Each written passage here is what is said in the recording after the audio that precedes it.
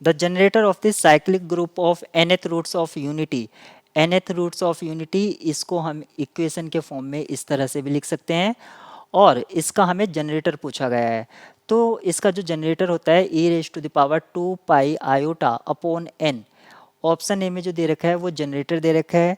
यहाँ पर आपके लिए टिप ये है इस प्रॉब्लम के लिए या इससे रिलेटेड प्रॉब्लम के लिए कि आपको कोई भी n दिया जाए, गिवन n, और n आपका क्या है, एक नेचुरल नंबर है, ये कितना भी स्मॉल और कितना भी लार्ज हो सकता है, यानी कि इसके लिमिट कुछ नहीं है।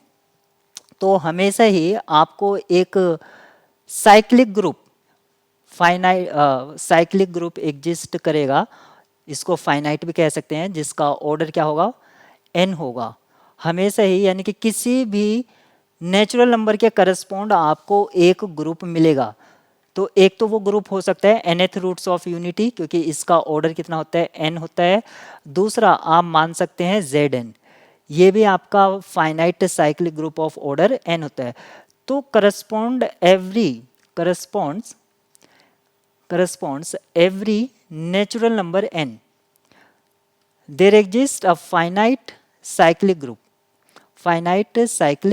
group। तो हमारे पास दो होते हैं, एक तो हमारे पास है nth रूट्स ऑफ यूनिटी और दूसरा हमारे पास Zn है। तो जब भी आपसे पूछा जाए कि क्या 3 ऑर्डर का कोई साइक्लिक ग्रुप एग्जिस्ट कर सकता है, तो आप कह सकते हैं क्यूब रूट्स ऑफ यूनिटी या Zn, ये हमारा सही है।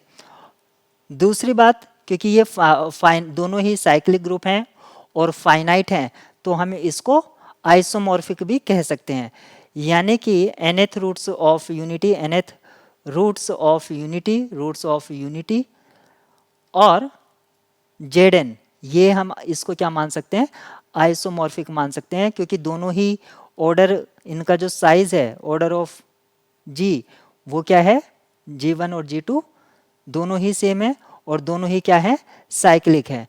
तो ये एक रिजल्ट होता है कि finite cyclic group of same order is isomorphic. मैंने आपको इस स्टेटमेंट बोली है, finite cyclic group of same order, ये क्या होते हैं, आइसोमॉर्फिक होते हैं। तो ये हमारे लिए एक टिप थी इस प्रॉब्लम से रिलेटेड।